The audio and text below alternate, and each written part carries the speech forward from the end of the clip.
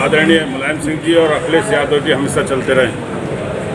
आज इस press conference के अंदर हमारे जो संयुक्त उम्मीदवार हैं पीके सिंह जी और दोनों पार्टी के नेता यहाँ पर हैं।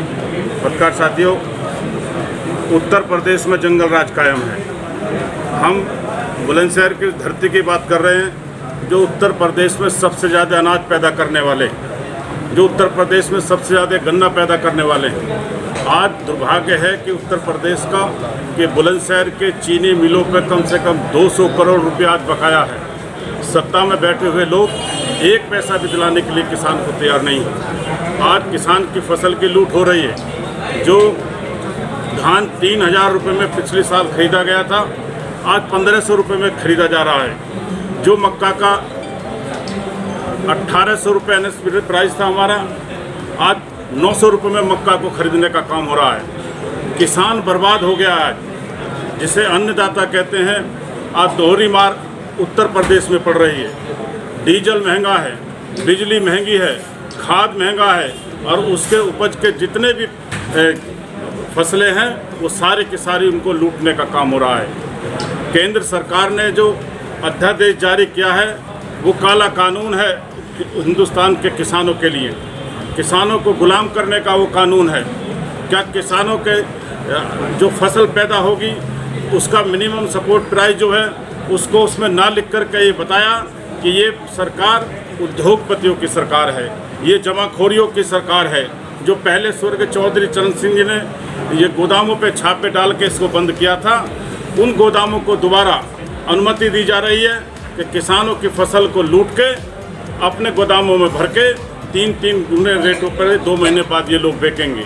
तो मैं कहना चाहता हूँ कि हम मुद्दे हैं हमारे बुलंदशहर की धरती के, मुद्दे हैं हमारे उत्तर प्रदेश के कि उत्तर प्रदेश में लोकतंत्र रहेगा नहीं रहेगा। मुद्दे हैं हमारे उत्तर प्रदेश में कि संवैधानिक संस्थाएं जो हिंदुस्तान की हैं वो रहेंगी या ख़त्म हो जाएंगी। यहाँ पर लोकतंत्र कायम रहेगा या ख़त्म हो जाएगा। ये मुद्दा है उत्तर प्रदेश का कि उत्तर प्रदेश में आज कोई सुरक्षित नहीं। आज उत्तर प्रदेश में रोजगार के नाम पर नौजवान बेरोजगार घूम रहे हैं। आज यहाँ की बेटियों की जिस तरीके से इज्जत लूटी जा रही है, ऐसा लगता है कि उत्तर प्रदेश में जंगल राज कायम है। जो लोग सरकार में बैठे हैं वो कोई जिम्मेदारी नहीं ले रही। मैं कहना चाहता हूँ प्रेस वार्ता के इस माध्यम से कि हम पीके सिंह जी को लेकर के आए हैं और हकीकत ये है कि पश्चिमी उत्तर प्रदेश नहीं, ये हिंदुस्तान का गठबंधन है। स्वर्गीय चौधरी चरण सिंह जी ने, आदरणीय मुलायम सिंह जी ने किसानों की जो पार्टी बनाई थी, किसान का मतलब कि गांव में रहने वाली 7 जातियों के लोग इकट्ठे होंगे और इस अन्नदाता को बचाने का काम करेंगे। पीके सिंह हमारे उम्मीदवार हैं, साफ छवि के उम्मीदवार हैं।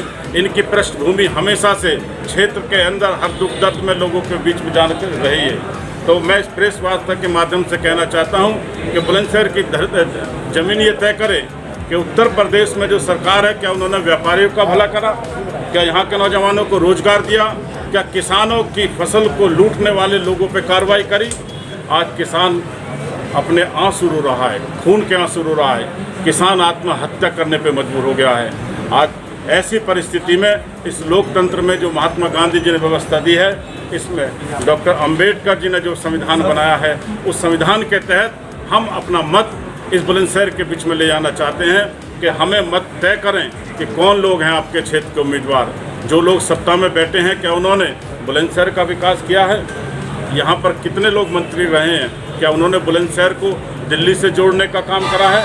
हमारा उद्देश्य है कि कम से कम हम दिल्ली की तलहटी में रहने वाला बुलंदशहर वो कम से कम दिल्ली तक तो जुड़ जाए, जिससे कम से कम यहाँ का व्यापारी, यहाँ का किसान अपनी फसल को बेचने का काम करे। ये मुद्दे हैं और इन मुद्दों को लेकर के हम बुलंदशहर की जनता के बीच आए हैं। मुझे पूरा विश्वास है कि ये गठबंधन और 3.5 साल में जो उत्तर प्रदेश में जंगल राज कायम है, जिस तरीके से भयभीत समाज को किया जा रहा है, सब लोग इकट्ठे होकर के ये मोहर लगाएंगे, अपना बटन दबाएंगे और बुलंदशहर से भारी मतों से यहाँ से हमारे संयुक्त उम्मीदवार पीके सिंह जिताएंगे। मुझे पूरा आपका ये गठबंधन उपचुनाव तक ही सीमित है या भविष्य में भी? मैं बताइए, स्वर्गीय चौधरी चरण सिंह जी के सिद्धांत पे समाजवादी पार्टी चलती है। आदरणीय मुलायम सिंह जी, आदरणीय हमारे राष्ट्रीय अध्यक्ष अखिलेश जी हमेशा से उस सिद्धांत पे चलते आए हैं और ये तय है कि उत्तर प्रदेश में ये गठबंधन अटूट रहेगा और उत्तर प्रदेश में आने वाले 2022 में उत्तर प्रदेश में यही गठबंधन उत्तर प्रदेश की सरकार बनाएगा। नेताजी उत्तर प्रदेश के आप उच्च सदन के सदस्य हैं, विधान परिषद के सदस्य हैं। किसानों का जो ये नया कानून आया, इसके बारे में आप कुछ बताइए। मैंने बताया ये जो अध्यादेश आया है ये किसान विरोधी इसलिए है कि मिनिमम सपोर्ट प्राइस का कहीं इसमें कोई जिक्र नहीं। यहाँ पर अगर किसान का और इकरार जिन उद्योगपतियों से होगा उनका कोई विवाद होता है तो वो विवाद एसडीएम के यहाँ सुना जाएगा। एसडीएम को ये पावर दी गई है कि एसडीएम जो आदेश करेगा उस आदेश को सिविल में भी आप चैलेंज नहीं कर सकते हो। ये अध्यादेश में लिखा हुआ है कि आपका एसडीएम का जो आदेश है उसे आप सिविल कोर्ट में भी जाकर के चैलेंज नहीं कर सकते। अब बताइए कि उद्योगपति जिनकी सरकार होगी या उद्योगपतियों की जो व्यवस्था चल रही है, किसान पे अच्छा वकील करने का पैसा होगा नहीं, उद्योगपतियों पे पैसे होंगे, अच्छे वकील करेंगे और जो व्यवस्थाएं हैं उन व्यवस्थाओं में एसडीएम के यहाँ से जब कभी आदेश होगा वो किसान के खिलाफ होगा।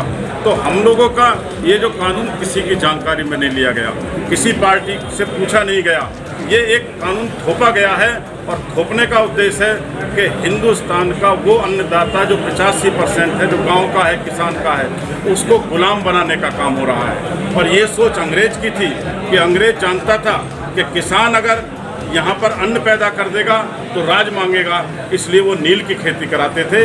आज ये भारतीय जनता पार्टी के लोग जिनका स्वतंत्रता संग्राम में कोई योगदान नहीं है, ये हिंदुस्तान को गुलामी की तरफ ले जाते हैं, ले जाने का काम कर रहे हैं और किसानों को बर्बादी की तरफ ले जाने का ये अंधा काम है।